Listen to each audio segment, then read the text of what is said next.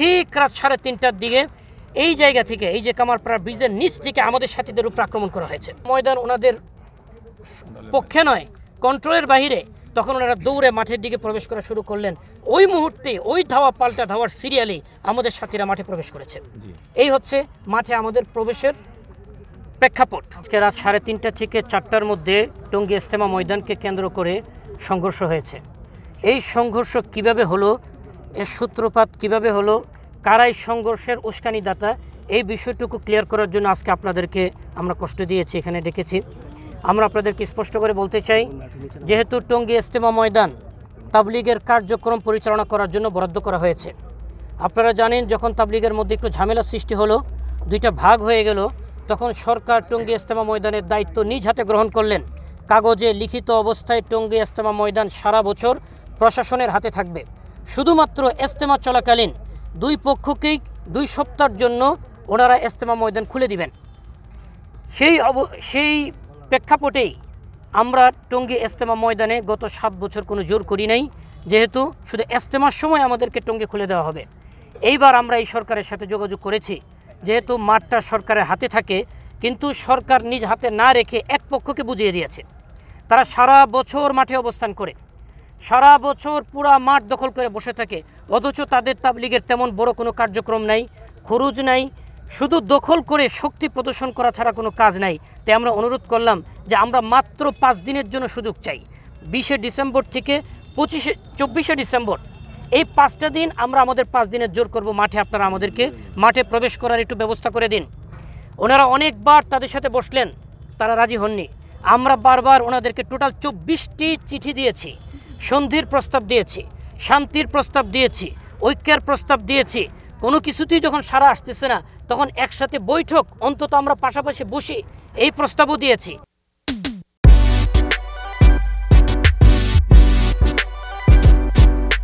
আমাদের প্রস্তাবে তারা সাড়া দেননি। তখন সরকার 2 পক্ষকে নিয়ে বসার জন্য চেষ্টা করেছেন।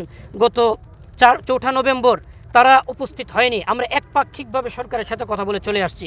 যখন আমরা দেখলাম কোনো অবস্থাতেই আমাদের সাথে বসতে তৈরি নন, কোনো আপোষে যেতে তৈরি নন, সন্ধিতে তৈরি নন, শান্তিতে তৈরি নন, তখন আমরা প্রশাসনের সাথে যোগাযোগ করলে ওনারা বললেন টঙ্গী ইজতেমা ময়দানের পরিবর্তে আপনারা ডিয়াবাড়িতে জোর করেন।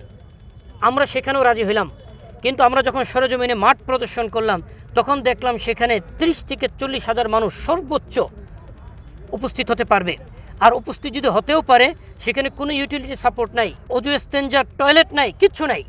তখন আমরা সরকারের সাথে কথা বললাম যে এখন একদম জোর আমাদের নাকের ডগায়, এই মাঠেও আমাদের জন্য পরিপূর্ণ নয়, সংকুলান হবে না, কি করতে পারি? ওনারা বললেন আজকে যে 18 তারিখ সকাল 10টায় সকল উপদেষ্টাদের সাথে আমাদের মিটিং। আমাদের মুরব্বীরা অলরেডি মিটিংয়ে শরিক হওয়ার জন্য রওনা হয়ে গেছেন, হয়তো চলেও গেছেন। আজকে আমাদের সিদ্ধান্ত হবে যে আমরা তাহলে কোথায় কি করতে পারি। আমরা তখন বললাম সিদ্ধান্ত হওয়ার পর মাত্র 1.5 দিন সময় হাতে পাবো, মাঠ কিভাবে তৈরি করব। তখন ওনার সরকারের পক্ষ থেকে প্রস্তাব ছিল আমরা আমাদের সাথীদেরকে ঢাকা ঢুকিয়ে ফেলবো, এরপরে ডিয়াবাড়িতে অবস্থান করাবো। সিদ্ধান্ত হওয়ার পর যেখানে আমাদেরকে জোর করতে বলা হবে আমরা সেখানে চলে যাব। কালকে আমাদের সাথী ভাইরা অলরেডি সারা বাংলাদেশ থেকে রওনা হয়েছিলেন। বিভিন্ন জায়গায় গাড়ি আটকে, গাড়ির গ্লাস ভেঙে, গাড়ির উপরে আক্রমণ করে আমাদের সাথীদেরকে হতাহত করা হয়েছে।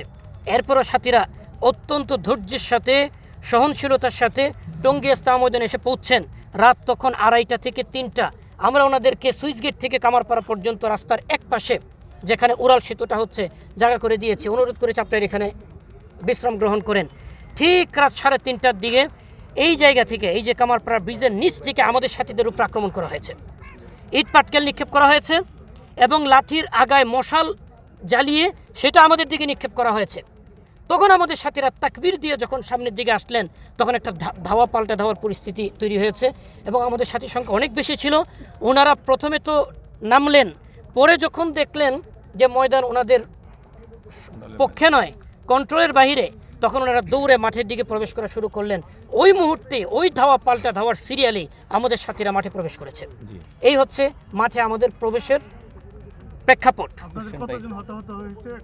আমরা এখনও আমাদের বহু সাথী এই টঙ্গী মেডিকেলে আছে, ইস্ট ওয়েস্ট মেডিকেলে আছে, ঢাকা মেডিকেলে আছে। আমরা সেখানে যেতে পারতেছি না।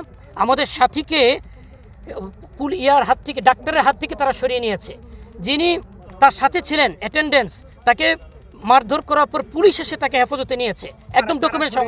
আমরা নাম জানি না যারা আজ, হ্যাঁ জুবাইরপন্থীরা হতাহতের এখনও পূর্ণ তথ্য আমাদের হাতে এসে পৌঁছেনি। আমরা এখানে একটা লাশ এসেছে এটা আমরা জানি, আর আমাদের সাথে 10-15 জনের মতো যোগাযোগ করেছে যারা বিভিন্ন জায়গায় চিকিৎসাধীন আছেন। আর আমাদের সাথে যোগাযোগের বাইরে আরও কে কোথায় কি করছেন সেটা আমরা বলতে পারি, পরিচয় আইডেন্টিফাই করতে পারিনি আমরা। তারা যে জামাতের সাথে আসছে বা তাদের যে সম্ভাব্য পরিচয় আইডি কার্ড এটা আমরা সংগ্রহের চেষ্টা করছি, এটা আমরা আজকে জানাতে পারবো ইনশাআল্লাহ। এখন দুই পক্ষে দাবি করছে এটা আমরা যতটুকু শুনেছি। আমার নাম মুআজ বিন নূর, আমি দাওয়াত তাবলীগের একজন ক্ষুদ্র কর্মী।